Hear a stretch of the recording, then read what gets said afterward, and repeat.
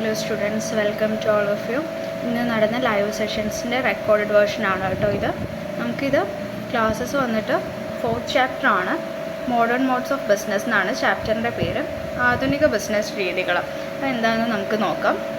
നമുക്ക് ഈ ചാപ്റ്ററിൽ നമ്മൾ കവർ ചെയ്യുന്നത് ഇ-കൊമേഴ്സ്. 2 സെക്ഷൻസാണ് മെയിൻലി ഇമ്പോർട്ടൻ്റ് ആയിട്ടുള്ളത്. ഇ-കൊമേഴ്സ് എന്താണെന്നും പിന്നെ ഇൻ്റർനെറ്റ് ബാങ്കിങ്ങും പിന്നെ ഇ-കൊമേഴ്സിൻ്റെ ക്ലാസിഫിക്കേഷൻസ്, പിന്നെ ഇ-കൊമേഴ്സിൻ്റെ ലിമിറ്റേഷൻസ്, പിന്നെ 2 ടേംസ് ഡെബിറ്റ് കാർഡും ക്രെഡിറ്റ് കാർഡും എന്താണെന്നുള്ളതും അതായിരുന്നു നമ്മൾ ഇന്നത്തെ ക്ലാസ്സിൽ കവർ ചെയ്തിട്ടുണ്ടായത്. അപ്പോൾ ഇന്ന് ലൈവ് അറ്റൻഡ് ചെയ്യാൻ പറ്റാത്തവർക്ക് വേണ്ടിയിട്ടുള്ള ക്ലാസ് ആണിത് കേട്ടോ. ഓക്കെ, നമുക്ക് ചാപ്റ്ററിലേക്ക് കിടക്കാം. ചാപ്റ്ററിൻ്റെ പേരാണ് മോഡേൺ മോഡ്സ് ഓഫ് ബിസിനസ്. എന്താണ് മോഡേൺ മോഡ്സ് ഓഫ് ബിസിനസ് എന്ന് പറയുന്നത്?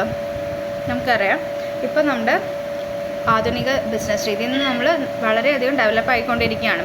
അപ്പോൾ നമ്മളിപ്പം പണ്ടൊക്കെ ആണെങ്കിൽ നമ്മളിപ്പോൾ ഒരു പ്രൊഡക്റ്റ് വാങ്ങിക്കാനാണെങ്കിലും ഇപ്പോൾ നമുക്കൊരു സാധനം വാങ്ങിക്കണമെങ്കിൽ നമ്മൾ ഒരു കടയിൽ ചെന്നിട്ട് നമ്മൾ പ്രൊഡക്റ്റ് പർച്ചേസ് ചെയ്യുന്നു, ക്യാഷായിട്ട് പേയ്മെൻ്റ് ഒക്കെ ചെയ്യുന്നു, എന്നിട്ട് തിരിച്ചു വരുന്നു. പക്ഷേ ഇപ്പോൾ നമുക്ക് എന്താണ്, ഇപ്പോൾ നമുക്ക് ഗ്ലോബലൈസേഷൻ വന്നതിന് ശേഷം, ആഗോളവൽക്കരണം വന്നതിന് ശേഷം നമുക്ക് എന്താ, നമ്മുടെ വീട്ടിലിരുന്നിട്ട് നമുക്ക് ബിസിനസ് ചെയ്യാൻ പറ്റും. അതെ, നമുക്ക് വീട്ടിലിരുന്നിട്ട് സാധനങ്ങളോ സേവനങ്ങളോ പ്രൊഡക്റ്റ് പർച്ചേസ് ചെയ്യാനോ സെല് ചെയ്യാനോ ഒക്കെ നമുക്ക് വീട്ടിലിരുന്നുകൊണ്ട് ചെയ്യാൻ പറ്റുന്നതാണ്. ഓക്കെ, അപ്പോൾ നമുക്കിത് ഈ ചാപ്റ്ററിൽ പറയുന്നത് ഗ്ലോബലൈസേഷൻ വന്നതിന് ശേഷം വന്ന ബിസിനസ് ചെയ്യുന്നതിൻ്റെ രീതിയിലുള്ള മാറ്റങ്ങൾ, എന്തൊക്കെ മാർഗ്ഗങ്ങളിലൂടെയാണ് നമ്മളിപ്പോൾ ബിസിനസ് ചെയ്യുന്നത്, അതൊക്കെയാണ് നമുക്ക് ഈ ഒരു ചാപ്റ്ററിൽ പഠിക്കാനുള്ളത് കേട്ടോ. ഓക്കെ, നമുക്ക് ചാപ്റ്ററിലേക്ക് കടക്കാം. ഫസ്റ്റ് നമുക്ക് പഠിക്കാനുള്ളത് ഇ-കൊമേഴ്സ് എന്താണെന്നാണ്. ഓക്കെ, എന്താണ് ഇ-കൊമേഴ്സ് എന്ന് നോക്കാം. ഒരു ഡെഫിനിഷൻ ഇവിടെ തന്നിട്ടുണ്ട്. ഇ-കൊമേഴ്സിൻ്റെ ഡെഫിനിഷൻ എന്താണെന്ന് നമുക്ക് നോക്കാം. കമ്പ്യൂട്ടറുകളുടെയും ഇലക്ട്രോണിക് ഉപകരണങ്ങളുടെയും സഹായത്തോടെ വ്യാപാര പ്രവർത്തനം നടത്തുന്നതിനെയാണ് ഇലക്ട്രോണിക് കൊമേഴ്സ് എന്ന് പറയുന്നത്. ഓക്കെ, എന്താണ്? ഇലക്ട്രോണിക് ഡിവൈസിൻ്റെ സഹായത്തോടു കൂടി ബിസിനസ് ചെയ്യുന്നതിനെയാണ് ഇ-കൊമേഴ്സ് എന്ന് പറയുന്നത്. It is also known as, ഇതിന് നമ്മൾ ഇ-കൊമേഴ്സിന് എന്തൊക്കെയാണ് മറ്റു പേരുകൾ പറയുക? ഓൺലൈൻ ഷോപ്പിംഗ് എന്ന് പറയും, ഓൺലൈൻ ട്രേഡിംഗ് എന്ന് പറയും, ഇ ഷോപ്പിംഗ് എന്ന് പറയും. ഇങ്ങനെ 3 പേരുകൾ നമ്മൾ പറയും. ഓക്കെ, നമുക്ക് വളരെ ഫെമിലിയർ ആയിട്ടുള്ള കാര്യമാണ് ഇലക്ട്രോണിക് കൊമേഴ്സ് എന്ന് വെച്ചാൽ നമ്മൾ ഓൺലൈൻ ഷോപ്പിംഗ് ചെയ്യുന്ന ആൾക്കാരാണ്. അപ്പോൾ നമുക്കറിയാം, നമ്മൾ ഒരു പ്രൊഡക്റ്റ് വാങ്ങിക്കുന്നു, നമ്മളതിൻ്റെ ട്രാൻസാക്ഷൻസും കാര്യങ്ങളും അതിൻ്റെ പേയ്മെൻറ്റൊക്കെ നമ്മൾ ഓൺലൈനായിട്ട് ഇൻ്റർനെറ്റ് ബാങ്കിങ് വഴി നമ്മൾ ചെയ്യുന്നു. അപ്പോൾ നമുക്ക് അറിയുന്നതാണ്. അപ്പോൾ ഇലക്ട്രോണിക് ഡിവൈസിൻ്റെ സഹായത്തോടു കൂടി ബിസിനസ് ചെയ്യുന്നതിനെയാണ് ഇ-കൊമേഴ്സ് എന്ന് പറയുന്നത്. ഓക്കെ, നമുക്കിനി ഇ-കൊമേഴ്സിൻ്റെ ലിമിറ്റേഷൻസ് നോക്കാം. ഒരു 3 ലിമിറ്റേഷൻസ് ഇവിടെ കൊടുത്തിട്ടുണ്ട്. അതെന്താണെന്നൊന്ന് നോക്കാം. എന്തൊക്കെയാണ്? ഉപഭോക്താക്കളുമായി നേരിട്ട് ബന്ധമില്ല, ഇടപാട് നടന്നതിന് ശേഷമേ ഉൽപ്പന്നം ലഭിക്കുകയുള്ളൂ, കമ്പ്യൂട്ടർ വൈറസുകൾ അനേകം പ്രശ്നങ്ങൾ സൃഷ്ടിക്കുന്നു. ഇത് 3ആണ് നമ്മുടെ ഇ-കൊമേഴ്സിൻ്റെ ലിമിറ്റേഷൻസ്. ഓക്കെ, ഇതിൽ നമുക്ക് അഡീഷണൽ ആയിട്ട് എന്തൊക്കെ ആഡ് ചെയ്യാം നമുക്ക് അറിയുന്നതാണ്. നമുക്ക് നമ്മുടേതായ വേർഡ്സിൽ എഴുതാൻ പറ്റും. കുറേ ലിമിറ്റേഷൻസ് ഉണ്ട്. എന്താണ്? ഉപഭോക്താക്കളുമായി നേരിട്ട് ബന്ധമില്ല. It lacks personal touch with കസ്റ്റമേഴ്സായിട്ട് എന്തെങ്കിലും ബന്ധമുണ്ടോ? ഇല്ല. നമ്മൾ ഒരു ഓൺലൈനായിട്ട് നമ്മൾ എന്തെങ്കിലും പ്രൊഡക്റ്റ് വാങ്ങിക്കുകയാണെങ്കിൽ നമ്മൾ വീട്ടിലിരുന്നിട്ട് ഒരു നെറ്റ് കണക്ഷൻ മതി നമുക്ക്. എന്നിട്ട് വെബ്സൈറ്റിൽ കയറുന്നു, നമ്മൾ പ്രൊഡക്റ്റ് ഓർഡർ ചെയ്യുന്നു, പേയ്മെൻറ്റ് ചെയ്യുന്നു. പക്ഷേ നമുക്കിത് ഡയറക്റ്റായിട്ട് ഒരു ഉപഭോക്താക്കളായിട്ടൊരു ബന്ധം, നമ്മൾക്കൊരു പ്രൊഡക്റ്റ് നമ്മളൊരു ബിസിനസ്സായിട്ട് വേറെ ഡയറക്റ്റായിട്ട് പോയിട്ട് വാങ്ങിക്കില്ലല്ലോ, നമുക്ക് ആരുമായിട്ടൊരു ബന്ധമില്ല. ഓക്കെ, അതൊരു മെയിനായിട്ടുള്ളൊരു ലിമിറ്റേഷനാണ്. നെക്സ്റ്റ്, ഇടപാട് നടന്നതിന് ശേഷമേ ഉൽപ്പന്നം ലഭിക്കുകയുള്ളൂ. ഓൺലൈനായിട്ട് പ്രൊഡക്റ്റ് വാങ്ങിക്കുമ്പോൾ നമ്മൾ അതാദ്യം അതിൻ്റെ ട്രാൻസാക്ഷൻസ് നടക്കും, അതിനുശേഷമേ പ്രൊഡക്റ്റ് ലഭിക്കാൻ ഒരു 4 to 3 ഡേയ്സിനുള്ളിൽ, 4 to 5 ഡേയ്സ്, 5 to 6 ഡേയ്സിനുള്ളിൽ നമുക്ക് പ്രൊഡക്റ്റ് നമ്മുടെ ഫിസിക്കലായിട്ട് നമ്മുടെ കയ്യിൽ എത്തുന്നുള്ളൂ. അതൊരു മേജർ ലിമിറ്റേഷനാണ്. 3rd വൺ, കമ്പ്യൂട്ടർ വൈറസുകൾ അനേകം പ്രശ്നങ്ങൾ സൃഷ്ടിക്കും. നമുക്കിപ്പം ഓൺലൈനായിട്ട് ഒരു വെബ്സൈറ്റിലൊക്കെ ഓരോ എറേഴ്സും കാര്യങ്ങളൊക്കെ വരുമ്പോഴൊക്കെ നമുക്ക് ഓരോ ബഗ്ഗൊക്കെ വരും. അപ്പോൾ നമുക്ക് പ്രൊഡക്റ്റ് വാങ്ങിക്കുന്നതിലൊക്കെ പ്രോപ്പറായിട്ടുള്ള നെറ്റ് കണക്ഷൻസോ ഒരു വൈറസോ കാര്യങ്ങളൊക്കെ ഉണ്ടെങ്കിൽ നമുക്ക് വെബ്സൈറ്റിലേക്ക് ആക്സസ് ചെയ്യാൻ പറ്റില്ല. ഓക്കെ, അപ്പോൾ ഇതാണ് ഇ-കൊമേഴ്സിൻ്റെ പോരായ്മകൾ. അതുകൂടാതെ എന്തൊക്കെയാണ്? പിന്നെ ട്രാൻസാക്ഷൻസൊക്കെ പെട്ടെന്ന് തന്നെ നടത്തും, പക്ഷേ ഫിസിക്കലായിട്ട് ഡെലിവറി ഗുഡ്സ് നമുക്ക് കയ്യിലെത്താൻ കുറച്ച് ഡിലേ ആകും കേട്ടോ. അപ്പോൾ അതൊക്കെ അതിൻ്റെ ലിമിറ്റേഷൻസ് ആണ്. പിന്നെ നമുക്ക് ഈ ഒരു ഓൺലൈൻ ഷോപ്പിങ്ങിലൂടെ നമുക്കിപ്പോൾ ഒരു സാധനം വാങ്ങിക്കണമെങ്കിൽ, ഇപ്പോൾ നമ്മൾ എക്സാമ്പിളായിട്ട് ഡ്രസ്സൊക്കെ വാങ്ങിക്കാനാണെങ്കിൽ നമുക്കിപ്പോൾ എന്താണ് അതിൽ കാണുക? നമുക്ക് അതിലൊരു ഇമേജ് മാത്രമേ അവർ പ്രൊവൈഡ് ചെയ്യുള്ളൂ. ഒരു ഇമേജും ഉണ്ടാവും, പിന്നെ അതിനൊരു ഡീറ്റെയിൽ ആയിട്ടുള്ള ഡിസ്ക്രിപ്ഷൻസ് ഉണ്ടാവും. അതുകൂടാതെ പിന്നെ ഒരു റേറ്റിങ്സും ഉണ്ടാവും. മറ്റുള്ളവർ വാങ്ങിയ ആ റേറ്റിങ്സ് നമുക്ക് ചെക്ക് ചെയ്യാം. അതിനനുസരിച്ചാണ് നമ്മൾ ചെക്ക് ചെയ്തിട്ട് നമ്മൾ വാങ്ങിക്കുക. പക്ഷേ നേരെ മറിച്ച് നമ്മളിപ്പോൾ ഒരു ഓർഡിനറി ആയിട്ട് വാങ്ങിക്കുകയാണെങ്കിൽ എന്താ നമുക്കത് ട്രയൽ ചെയ്ത് നോക്കാൻ പറ്റും, നമുക്കത് തൊട്ട് നോക്കാനും അതെങ്ങനെയൊക്കെയാണ് പ്രൊഡക്റ്റ്, എന്താണ് ക്വാളിറ്റി, എന്താണ് എല്ലാം ചെക്ക് ചെയ്യാൻ നമുക്ക് പറ്റും. പക്ഷേ ഇ കൊമേഴ്സിൽ നമുക്ക് എങ്ങനെയൊക്കെ പറ്റുമോ? നമ്മളിപ്പോൾ ഓൺലൈനായിട്ടാണ് എന്തെങ്കിലും സാധനം വാങ്ങിക്കുന്നതെങ്കിൽ നമുക്കത് ട്രയൽ ചെയ്യാനോ ഒന്നും ചെക്ക് ചെയ്യാൻ പറ്റില്ല. നമുക്ക് സാധനം കയ്യിൽ കിട്ടിയാലേ നമുക്ക് അതിൻ്റെ ഒരു ക്വാളിറ്റിയൊക്കെ മനസ്സിലാക്കാൻ പറ്റുള്ളൂ. നമ്മളിപ്പം പിക്ചറിൽ കാണുന്ന അതേ സാധനമായിരിക്കില്ല നമ്മുടെ കയ്യിൽ കിട്ടുമ്പോൾ. അപ്പോൾ അങ്ങനത്തെ കുറേ ലിമിറ്റേഷൻസ് നമുക്ക് ഇ കൊമേഴ്സിൽ വരുന്നുണ്ട്. പിന്നെ ആണെങ്കിൽ റിട്ടേൺ ഫെസിലിറ്റീസ് ആണെങ്കിലും നമ്മളൊരു സാധനം വാങ്ങിയിട്ട് അതിലെന്തെങ്കിലും ഫോൾട്ടോ മിസ്റ്റേക്കോ ആയിട്ടുള്ളൊരു സാധനങ്ങളോ എന്തെങ്കിലുമൊക്കെ ഒരു മാനുഫാക്ചറിങ് ഡിഫക്റ്റൊക്കെ ഉള്ള സാധനങ്ങളാണെങ്കിൽ പോലും നമുക്ക് അത് നമ്മുടെ കയ്യിൽ എത്തിക്കഴിഞ്ഞിട്ട് അത് റിട്ടേൺ ചെയ്യാനോ റീഫണ്ട് ചെയ്യാനോ അതിനും സമയം പിടിക്കുന്നുണ്ട്. അപ്പോൾ അത് അവർ വന്ന് ആദ്യം നമ്മളിപ്പോൾ റിട്ടേൺ ചെയ്യുകയാണെങ്കിൽ ആ പ്രൊഡക്റ്റ് വന്ന് വീണ്ടും പിക്കപ്പ് ചെയ്യുന്നു, പിന്നെ വീണ്ടും അവർ സാധനം നമുക്കത് ക്യാഷ് നമ്മുടെ അക്കൗണ്ടിലേക്ക് തിരിച്ചു കയറുന്നു. അപ്പോൾ അങ്ങനെ കുറേ ടൈം പിടിക്കുന്നുണ്ട്. അതൊക്കെ ഒരു ലിമിറ്റേഷൻസ് ആണ്. പിന്നെന്താ ലാസ്റ്റായിട്ടുള്ളൊരു ലിമിറ്റേഷൻസ് പറയുകയാണെങ്കിൽ എന്താ ഷോപ്പിംഗ് എക്സ്പീരിയൻസ്. ഇതൊക്കെ ഞാൻ അഡീഷണൽ ആയിട്ട് പറയുന്ന പോയിൻറ്റ്സ് ആണ് കേട്ടോ. നിങ്ങൾക്ക് എക്സാം വരുന്ന ടൈമിൽ ഇതൊക്കെ നിങ്ങളുടെ വേർഡ്സിൽ എഴുതാവുന്നേ ഉള്ളൂ. നമ്മൾ ഈ ഒരു 3 പോയിൻറ്റ്സ് ആണ് ലിമിറ്റേഷൻസ് കൊടുത്തത്. അതല്ലാതെ അഡീഷണലായിട്ട് നമുക്ക് ഓർത്ത് എഴുതാൻ പറ്റേണ്ട കാര്യങ്ങളാണ് ഞാനിപ്പോൾ ഡിസ്കസ് ചെയ്യുന്നത് കേട്ടോ. പിന്നെ ഷോപ്പിംഗ് എക്സ്പീരിയൻസ് പറയാം. ഷോപ്പിംഗ് എക്സ്പീരിയൻസ് കംപ്ലീറ്റ്ലി ഡിഫറെൻ്റ് അല്ലേ? നമുക്കിപ്പം നമ്മളിപ്പോൾ പോയിട്ട് സാധനം വാങ്ങിക്കുമ്പോൾ നമ്മുടെ ഫ്രണ്ട്സായിട്ടോ ഫാമിലി ആയിട്ടോ ഒക്കെ ആയിരിക്കും പോയിട്ട് സാധനങ്ങൾ വാങ്ങിക്കുക. പക്ഷേ ആ ഒരു എക്സ്പീരിയൻസ് ഇരിക്കില്ല. നമ്മളൊരു ഒറ്റ റൂമിൻ്റെ ഉള്ളിലിരുന്നിട്ട് നമ്മൾ തന്നെ ഒരു നെറ്റ് കണക്ഷൻ ഉണ്ടെങ്കിൽ നമ്മൾ കയറുന്നു, വെബ്സൈറ്റിൽ കയറുന്നു, നമുക്ക് വേണ്ട പ്രൊഡക്റ്റ് ഒന്നെങ്കിൽ കാർട്ട് ചെയ്യുന്നു, നേരിട്ട് ബൈ ചെയ്യുന്നു, അങ്ങനെ നമ്മൾ ചെയ്യുന്നത്. പക്ഷേ ഒരു എക്സ്പീരിയൻസും കംപ്ലീറ്റ്ലി ഡിഫറെൻ്റ് ആണ്. ഓക്കെ, ഇതാണ് നമുക്ക് ഇ കൊമേഴ്സിൻ്റെ ലിമിറ്റേഷൻസ് എന്ന് പറയുന്നത്. ഒന്നുകൂടെ ഡെഫിനിഷൻ നോക്കുക. കമ്പ്യൂട്ടറുകളുടെയും ഇലക്ട്രോണിക് ഉപകരണങ്ങളുടെയും സഹായത്തോടെ വ്യാപാര പ്രവർത്തനം നടത്തുന്നതിനെയാണ് ഇലക്ട്രോണിക് കൊമേഴ്സ് എന്ന് പറയുന്നത്. ഓക്കെ, ഇലക്ട്രോണിക് ഡിവൈസിൻ്റെ സഹായത്തോടു കൂടി ബിസിനസ് ചെയ്യുന്നതിനെയാണ് ഇ കൊമേഴ്സ് എന്ന് പറയുന്നത്. നെക്സ്റ്റ് നമ്മൾ നോക്കുന്നത് ക്ലാസിഫിക്കേഷൻ ഓഫ് ഇ കൊമേഴ്സ്. എന്താണ് ക്ലാസിഫിക്കേഷൻസ്? ഇ കൊമേഴ്സിൻ്റെ ക്ലാസിഫിക്കേഷൻസ് ആണ്. ഇതിൽ C-B എന്നുണ്ട്, അത് ഇഗ്നോർ ചെയ്യാം. 3 ക്ലാസിഫിക്കേഷൻസ് നോക്കിയാൽ മതി. B-B, B-C, C-C. ഈ 3 ക്ലാസിഫിക്കേഷൻസുമാണ് നമുക്ക് ഇ കൊമേഴ്സിലുള്ളത്. എന്താണ് B-B ക്ലാസിഫിക്കേഷൻസ്? അത് നോക്കാം. ഇ കൊമേഴ്സിൻ്റെ B-B ക്ലാസിഫിക്കേഷൻ എന്ന് പറയുന്നത് B-B എന്ന് പറഞ്ഞാൽ ബിസിനസ് ടു ബിസിനസ്. അപ്പോൾ ബിസിനസ് ടു ബിസിനസ് എന്ന് പറയുന്നത് അതിൻ്റെ ഡെഫിനിഷൻ നമുക്ക് നോക്കാം. ഓൺലൈൻ സെയിൽസ് പോർട്ടൽ വഴി ബിസിനസ്സുകൾക്കിടയിൽ ചരക്കുകളുടെയോ സേവനങ്ങളുടെയോ വിൽപ്പന നടക്കുന്നു. ഒരു കമ്പനിയുടെ വിൽപ്പന ശ്രമങ്ങളുടെ കാര്യക്ഷമതയും ഫലപ്രാപ്തിയും മെച്ചപ്പെടുത്തുന്നതിന് ഇത് ഉപയോഗിക്കുന്നു. എന്താണ് ബിസിനസ് ടു ബിസിനസ് എന്ന് പറഞ്ഞാൽ ഇതിൻ്റെ ഇൻ്ററാക്ഷൻ ആരൊക്കെ തമ്മിലാണ്? Interaction between manufacturer and a supplier of materials or between wholesaler and a retailer. Okay, നമുക്ക് ഇതിപ്പം 3 തരം കാറ്റഗറീസ് ഉണ്ട്. മാനുഫാക്ചർ ആൻഡ് സപ്ലയർ, പിന്നെ manufacture and wholesaler and retailer. ഈ 3 ബിസിനസ്സുകാർ തമ്മിലുള്ള ഒരു ഡീലിങ്സ്, അവരുടെ തമ്മിലുള്ളൊരു ഇടപാടുകളെയാണ് ബിസിനസ് ടു ബിസിനസ് എന്ന് പറയുന്നത്. അതിൽ കസ്റ്റമേഴ്സ് ഇല്ല. ബിസിനസ്സുകാർക്ക് തന്നെ അവരുടെ സാധനങ്ങളോ സേവനങ്ങളോ ലഭ്യമാക്കുന്നതിനാണ് അത്തരത്തിലുള്ളൊരു ബിസിനസ്സാണ് ബിസിനസ് ടു ബിസിനസ്. ഓക്കെ, അതൊരു ഓൺലൈൻ സെയിൽസ് പോർട്ടൽ വഴി ബിസിനസ്സുകൾക്കിടയിൽ ചരക്കുകളുടെയോ സേവനങ്ങളുടെയോ വിൽപ്പന നടക്കുന്നു. ഒരു കമ്പനിയുടെ വിൽപ്പന ശ്രമങ്ങളുടെ കാര്യക്ഷമതയും ഫലപ്രാപ്തിയും മെച്ചപ്പെടുത്തുന്നതിന് ഇത് ഉപയോഗിക്കുന്നു. ആണ് ബിസിനസ് ടു ബിസിനസ്.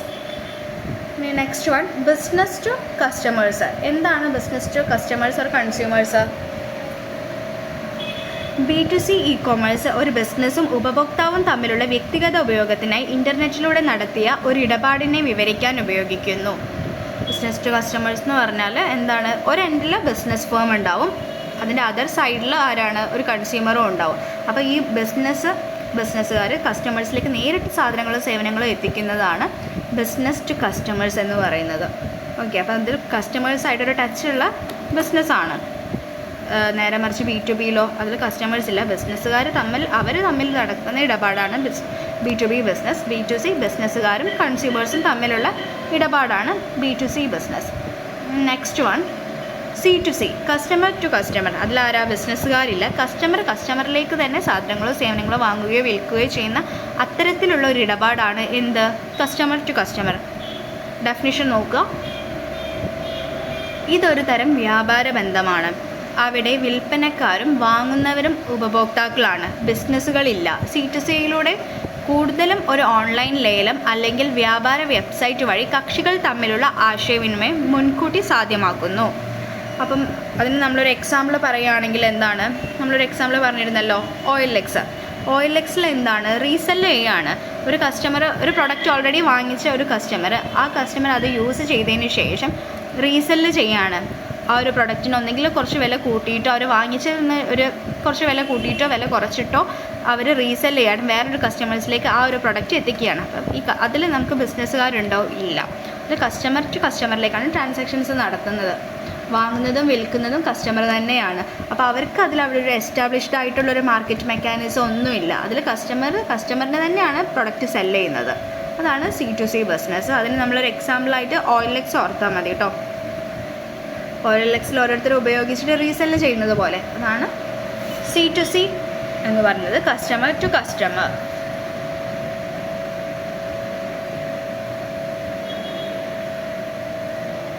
നെക്സ്റ്റ് നമ്മൾ എന്താണ് ഇൻ്റർനെറ്റ് ബാങ്കിങ് എന്താണെന്ന് നോക്കാം. അപ്പോൾ ഇതൊരു നെക്സ്റ്റ് ഇമ്പോർട്ടൻ്റ് ആയിട്ടുള്ള ഏരിയ ആണ് ഇൻ്റർനെറ്റ് ബാങ്കിങ്. എന്താണ് ഇൻ്റർനെറ്റ് ബാങ്കിങ്? കമ്പ്യൂട്ടറുകളും വാർത്താവിനിമയത്തിനുമുള്ള മറ്റ് ഇലക്ട്രോണിക് മാധ്യമങ്ങളും വഴി ബാങ്കിങ് ഇടപാടുകൾ നടത്തുന്നതിനെയാണ് ബാങ്കിങ് എന്നും പറയുന്നത്, അഥവാ ഇൻ്റർനെറ്റ് ബാങ്കിങ്. ഇതൊരു നെക്സ്റ്റ് നമുക്കിത് ഇമ്പോർട്ടൻ്റ് ആയിട്ടുള്ളൊരു ഏരിയ ആണ് കേട്ടോ. ഇൻ്റർനെറ്റ് ബാങ്കിങ് എന്നത് നമുക്ക് വളരെ ഫെമിലിയർ ആയിട്ടുള്ള ടേമാണ്. അതുകൊണ്ട് നമ്മൾ ഈ ഒരു ഡെഫിനിഷൻ ഒന്ന് ഓർത്ത് വെക്കുക. എന്താണ് internet banking? Refers to any banking transaction that can be conducted over the internet. Internet വഴി ബാങ്കിങ് ട്രാൻസാക്ഷൻസ് നടത്തുന്നതിനെയാണ് ഇൻ്റർനെറ്റ് ബാങ്കിങ് എന്ന് പറയുന്നത്. അപ്പോൾ അതിലെന്താണ്, എല്ലാ ബാങ്കിങ് ട്രാൻസാക്ഷൻസും അതിൽ ഇൻക്ലൂഡഡ് ആണ്. അപ്പോൾ അത് നമുക്ക് ഒരു ഇൻ്റർനെറ്റ് ത്രൂ ആയിരിക്കണം എന്ന് മാത്രമേ ഉള്ളൂ കണ്ടീഷൻസ്. എല്ലാ ബാങ്കിങ് ട്രാൻസാക്ഷൻസും ഇൻ്റർനെറ്റ് ബാങ്കിങ് തന്നെയാണ്. ഇപ്പോൾ ജനറലി നമ്മളിങ്ങനെ ചെയ്യുന്നത് എന്താണ്, ഒരു ബാങ്കിൻ്റെ വെബ്സൈറ്റ് വഴിയാണ്. ഇതിപ്പോൾ നമുക്കിപ്പോൾ ബാങ്കിൻ്റെ വെബ്സൈറ്റ്, ഇപ്പോൾ ബാങ്കുകൾക്ക് തന്നെ ഒരു ആപ്ലിക്കേഷൻസ് ഉണ്ട്. അപ്പോൾ നമുക്ക് എക്സാമ്പിൾ പറയുകയാണെങ്കിൽ SBIക്ക് ഇപ്പോൾ യോനോ SBI എന്ന് പറഞ്ഞിട്ട് ഒരു ആപ്ലിക്കേഷൻസ് ഉണ്ട്. അത് അവരുടെ വെബ്സൈറ്റാണത്. അതേപോലെ ഫെഡറൽ ബാങ്കിന് ഫെഡ്ബുക്ക് എന്ന് പറഞ്ഞൊരു വെബ്സൈറ്റ് ഉണ്ട്. അങ്ങനെ നമുക്ക് ഓരോ ബാങ്കിനും അവരുടേതായ വെബ്സൈറ്റും കാര്യങ്ങളുണ്ട്. അപ്പോൾ നമ്മളൊരു പ്രൊഫൈൽ ക്രിയേറ്റ് ചെയ്തിട്ട് അതിൽ ലോഗിൻ ചെയ്തിട്ട് നമുക്കൊരു ബാങ്കിലേക്ക് നമ്മൾ ഡയറക്റ്റ് ചെല്ലാതെ നമുക്ക് വീട്ടിലിരുന്നിട്ട് എന്താണ് ട്രാൻസാക്ഷൻസോ കാര്യങ്ങളോ നടത്താവുന്നതാണ്. അതിനെയാണ് നമ്മൾ ഇൻ്റർനെറ്റ് ബാങ്കിങ് എന്ന് പറയുന്നത്. നമുക്ക് എല്ലാവരും ഇപ്പോൾ അഡ്വാൻസ്ഡ് ആയിട്ട് എല്ലാം ഡിജിറ്റലൈസ് ചെയ്ത് കഴിഞ്ഞു. അപ്പോൾ നമ്മളെല്ലാവരും ബാങ്കിങ് കാര്യങ്ങളൊക്കെ നമ്മുടെ ഫോണിലെ ആപ്ലിക്കേഷൻ വെച്ചിട്ടൊക്കെയാണ് നമ്മളൊരു പർച്ചേസ് ചെയ്യുമ്പോൾ ക്യാഷ് ട്രാൻസാക്ഷൻസും കാര്യങ്ങളൊക്കെ നടത്തുന്നത്. അതേപോലെ നമുക്ക് ബാങ്കിൽ ചെന്നിട്ട് നമ്മളിപ്പം ബാങ്കിൽ ത്രൂ നമുക്ക് ഒരു ചെക്ക് എഴുതി കൊടുക്കണം, അങ്ങനത്തെ ഫോർമാലിറ്റീസ് ഒന്നുമില്ലാതെ നമുക്ക് ഡയറക്റ്റ് അപ്പം ക്യാഷൊക്കെ മറ്റുള്ളവരിലേക്ക് ട്രാൻസ്ഫർ ചെയ്യാനൊക്കെ നമുക്ക് നെറ്റ് ബാങ്കിങ് വഴി ചെയ്യാൻ പറ്റുന്നതാണ്.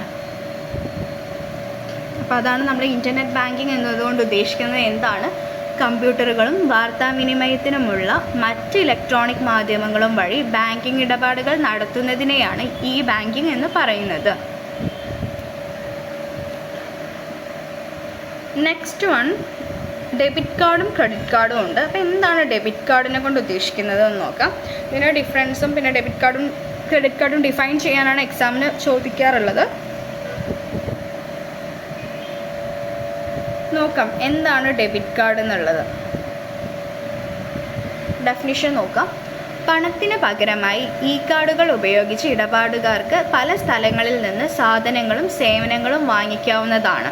ഡെബിറ്റ് കാർഡ് വഴി ചെലവാക്കുന്ന പണം സ്വയമേ ഇടപാടുകാരൻ്റെ അക്കൗണ്ടിൽ കുറവ് ചെയ്യുന്നതാണ്.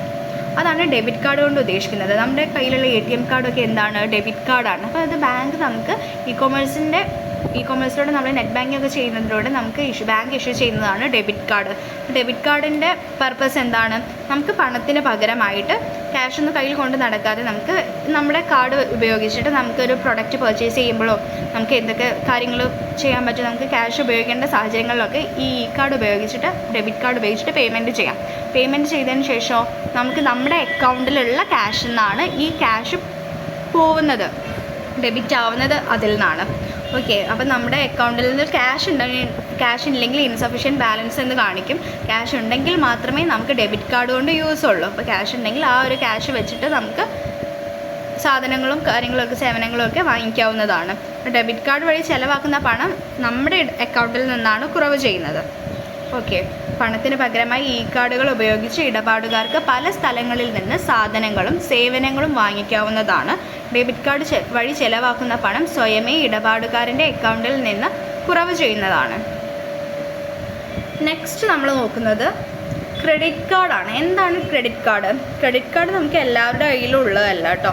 ക്രെഡിറ്റ് കാർഡ് അത് ബാങ്ക് ഇഷ്യൂ ചെയ്യുന്നതാണ്. ബാങ്ക് അവരുടെ ഗുഡ് കസ്റ്റമേഴ്സിന് മാത്രമേ ക്രെഡിറ്റ് കാർഡ് ഇഷ്യൂ ചെയ്യുള്ളൂ. ക്രെഡിറ്റ് കാർഡിന് കുറച്ച് ഫോർമാലിറ്റീസ് കാര്യങ്ങളൊക്കെ ഉണ്ട്. അപ്പം നമുക്ക് ക്രെഡിറ്റ് കാർഡ് കിട്ടാനുള്ള കണ്ടീഷൻസ് നമുക്ക് നമ്മളൊരു പ്രോപ്പറായിട്ടുള്ളൊരു മിനിമം ബാങ്ക് ബാലൻസ് എപ്പോഴും കീപ്പ് ചെയ്യുന്ന ഒരാളായിരിക്കണം. പിന്നെ എന്തൊക്കെയാണ്?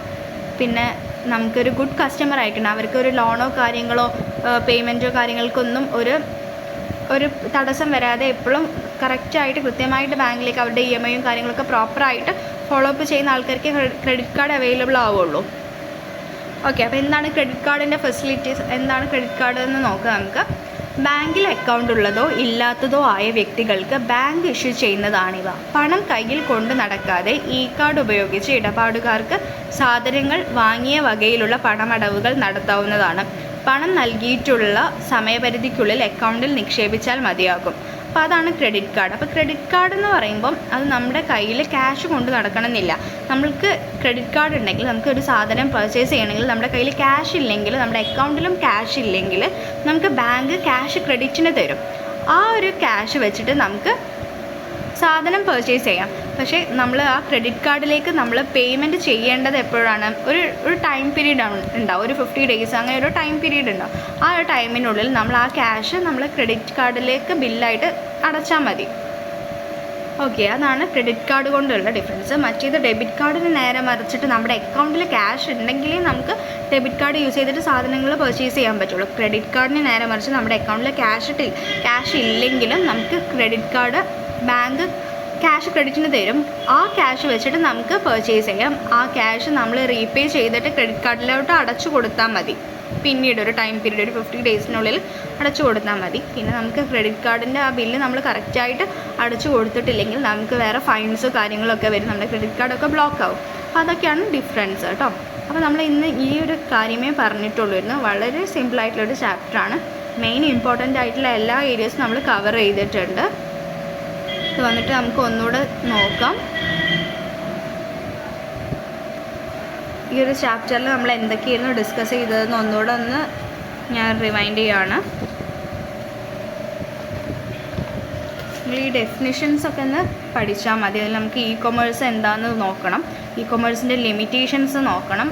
ഇ കൊമേഴ്സിൻ്റെ ക്ലാസിഫിക്കേഷൻസ്, B2B, B2C, C2C, പിന്നെ അതെന്താണെന്നൊന്ന് എക്സ്പ്ലെയിൻ ചെയ്യുന്ന ആ ഒരു B2B എന്താണ് ഉദ്ദേശിക്കുന്നത് അങ്ങനെ ഡിഫൈൻ ചെയ്യാൻ ക്വസ്റ്റ്യൻസ് വരാറുണ്ട്. B2B, B2C, C2C. പിന്നെ ഇൻ്റർനെറ്റ് ബാങ്കിങ് എന്താണെന്ന് നോക്കുക. ഡെബിറ്റ് കാർഡ്, ക്രെഡിറ്റ് കാർഡ്, അതിൻ്റെ ആ ഒരു ഡിഫറൻസ് എന്താണെന്ന് മനസ്സിലാക്കുക. ഓക്കെ, അപ്പോൾ നമ്മളിപ്പോൾ ഈ മോഡേൺ മോഡ്സ് ഓഫ് ബിസിനസ് എന്ന് പറഞ്ഞാൽ നമുക്കറിയാം ഈ മോഡേൺ യുഗത്തിൽ നമ്മൾ എങ്ങനെയാണ് ബിസിനസ് ചെയ്യുക, അതിന് നമ്മൾ ഉപയോഗിക്കുന്ന മാർഗ്ഗങ്ങൾ എന്തൊക്കെയാണ്. ഓക്കെ, പണ്ട് കാലത്തൊക്കെ ആണെങ്കിൽ നമ്മളെന്താ പർച്ചേസ് ചെയ്യണമെങ്കിലൊക്കെ ഷോപ്പിൽ പോയി പർച്ചേസ് ചെയ്യണം. ഇപ്പോൾ നമുക്ക് ഗ്ലോബലൈസേഷൻ വന്നു. എന്താണ് ഗ്ലോബലൈസേഷൻ എന്ന് പറഞ്ഞതുകൊണ്ട് എന്താണ് ഉദ്ദേശിക്കുന്നത്? ലോകത്തിൻ്റെ വിവിധ ഭാഗങ്ങളിൽ നിന്ന് പ്രൊഡ്യൂസ് ചെയ്യുന്ന പ്രൊഡക്ട്സ് നമ്മുടെ ഒറ്റ റൂഫിൻ്റെ കീഴിൽ കൊണ്ടുവരുന്നതിനെയാണ് ഗ്ലോബലൈസേഷൻ എന്ന് പറയുന്നത്.